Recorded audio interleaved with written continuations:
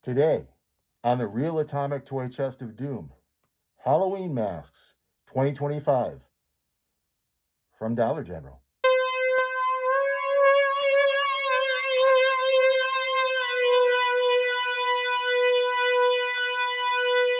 Tonight on Stuff I Bought. Masks from Dollar General. Lurid, garish, grotesque, even psychedelic are some of the words that come to mind when you look at the masks that are for sale at Dollar General this season for Halloween in 2025. This is the first one we're going to look at. The card for it says it's a dead of night mask, but one of the things I discovered purchasing masks at Dollar General this year is that they do not tend to have unique names. All the clown masks I'm going to show you a little later go under the moniker of creepy clown mask, and this one and a wizard I'm going to show you next are going to be your dead of night masks. So this one doesn't have a unique name, but it sure looks unique. I'm not exactly sure what this is going for.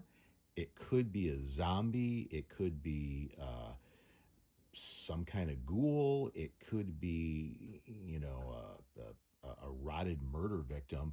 Um, Maybe more likely now than in the past, given the array of hair colors that people are sporting. But it's not out of place on some of the old eerie publications magazines. I'm not talking about um, Warren, they're eerie or creepy or vampirella.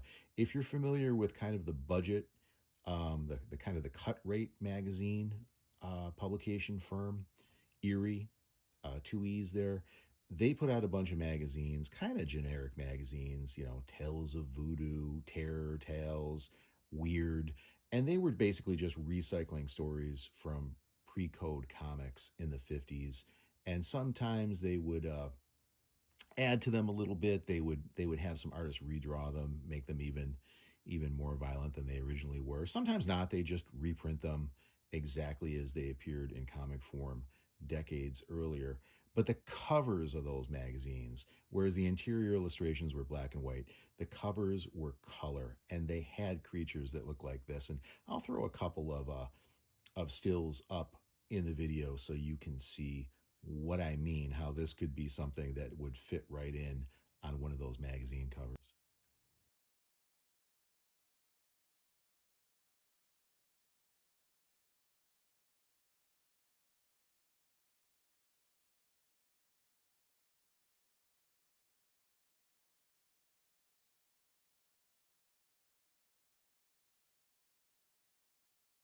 And the other, provenance for this, I would say, would be masks that came out some as early as the 70s, if you're familiar with the Topstone brand. And I'll throw a couple masks up.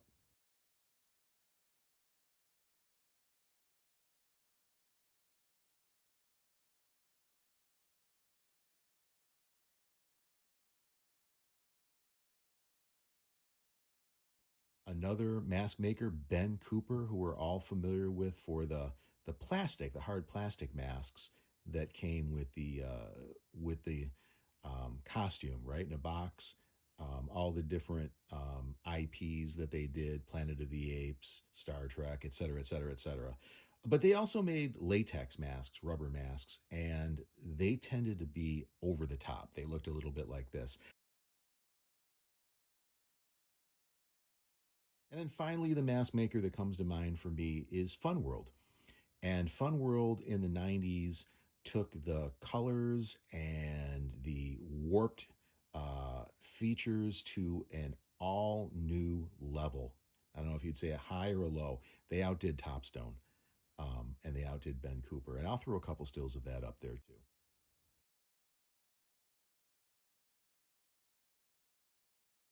Now, this mask, I like it exactly for the reasons I just detailed. Now, to get into it, this is a $10 mask.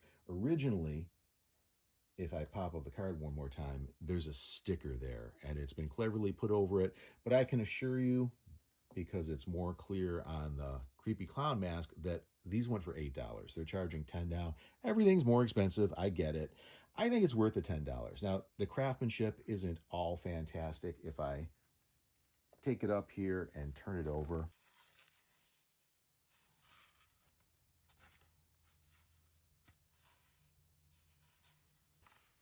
I think you're going to see that the wig is a little bit sparse. I think I'm being generous there, and not sewn on all that strongly. The back of it is a net. You can see that. So when you put this on, this is not exactly what I would call a full latex mask. It's got a half latex front, and it's got a mesh behind, which I have no problem with, because if you're going to wear this for any amount of time, you're going to wear it trick-or-treating on Halloween in a few days, or you're going to use it for a movie or a prank, you're going to get hot in a full latex mask. So that mesh is going to be really appreciated, and maybe even the scarcity of hair. I like this. I think the crazier you get, and you saw I use this mask in the intro, the more you get the hair kind of cascading over the front, the wilder it looks, the better it looks. Let's check out another one. This is the second mask that goes under the moniker Dead of Night or Dead of Night mask. This one's very different, right? We're not looking necessarily, I guess it could be a zombie, or it could be, some sort of dead creature come back to life, but it's a wizard. It's clearly a wizard, right? We've got the bald head. We've got the fringe of hair on the sides. I think it's a nice touch that one side it's kind of that neon pink, the other side it's white. The mustache is green, but the nose and everything, that is definitely the profile, the distinct profile of the classic wizard. Not the wizard you're going to see in the Lord of the Rings movies, or probably not even in a 1980s mini epic that followed from Conan and Conan the Destroyer, like Deathstalk or anything. No, this one is psychedelic to the nth degree, right? This is more like the wizard that maybe you think of when you're imagining what Black Sabbath was talking about in their song The Wizard on their original album, their eponymous album, Black Sabbath. That's what I picture anyway. Something absolutely psychedelic, walking by, changing everyone's mood, improving it. It improves mine. I love this one. I bought this one. This was the second mask I bought. When I started going to Dollar General and checking out their stock, and I saw it. It wasn't at our closest Dollar General. It was at a little farther away. I couldn't believe it when I saw it, because our Dollar General really only had the clown masks that I'm going to show you next, and your standard mask, your Scream knockoff mask, your Jason knockoff mask, and a few others. But this was something. And just to be forewarned, again, talking about quality issues, I've had some hair come off of it, and I've been handling it extremely gingerly, right? I don't want to damage it. I think it's really cool, but I've had little bits of hair come off, whole little sections and pieces. So this one is not super durable, but maybe if you're handy and you know a little bit about masks, you could repair it. All right, let's go ahead and take a look at the clown series. All right, this is our first of 3 creepy clown masks that I purchased, and this one's got the neon green hair. All of them have neon hair. We're gonna have an orange one, and we're gonna end up with a blue one, and it really, really pushes these from, the already psychotic clown mask level into something more. I don't know, exponentially more with those neon colors. I like the sculpts on these. I think this is, now, aside from the quality issues, it's got the same thing going on here. If I turn it around the back, you're going to be able to see that we've got a mesh backing, so it is a half mask. The hair too, it's a little bit on the sparse side. We're not talking about, the best wig possible on this thing, but overall, comparing this to masks on Amazon, and there are a plethora of clown masks, right? Clowns are the thing with the release of It, the new series Dairy, I think I'm getting that right, coming out. Clowns, and that's not even beginning to mention things like the Terrifier, right? Like Art the Clown, and how popular that is at Spirit Halloween. But I think, again, this one was $10. I think this is better in terms of just the sculpt and the image than most of the things that I'm seeing on Amazon. Obviously, there's things that go crazy. There's things where the eyes are teeth and huge mouths lined with teeth like a shark. But in terms of something which is basically a simple clown mask, without going into the realm of something otherworldly monstrous, I think this is a good deal. Let's take a look at the others.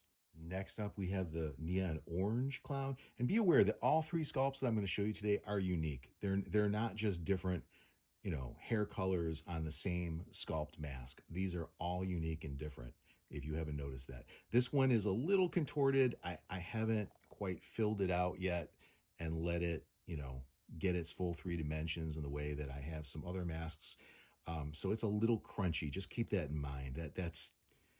That's my fault. That's not the mask's fault. I can certainly get that fleshed out, if you will.